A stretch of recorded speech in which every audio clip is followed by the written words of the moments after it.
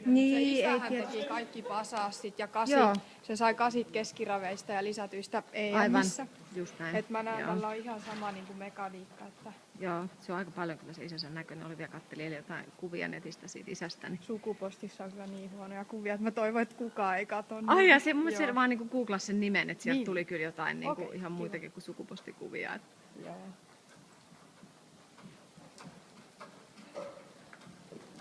No, liikaa. Sitten vähän just pidät ohjilla vastaan ja sitten vaan pyydät.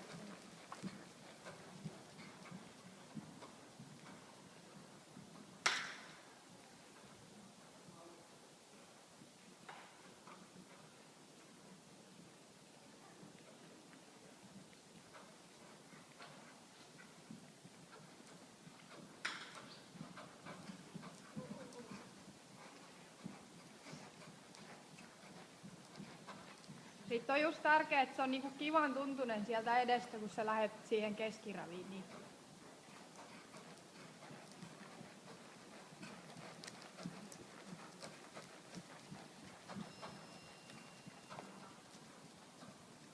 nyt oli hyvä.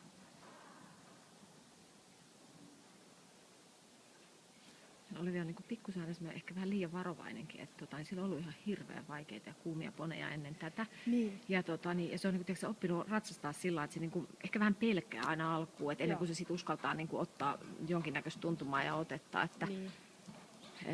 niin.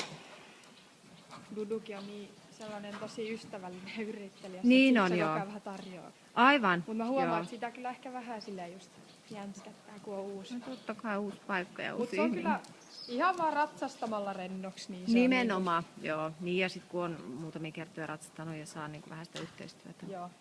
sieltä. Ja kun toi on just semmoinen poni, että se antaa kyllä ratsastajan niin päättää, että se ei ikinä ota ohjaa omiin käsiä. No niin, Niin tehdäänpä nyt näin. Joo. Se ei ole koskaan tehnyt semmoisia päätöksiä tavallaan niin kuin mun puolesta. Aivan, joo.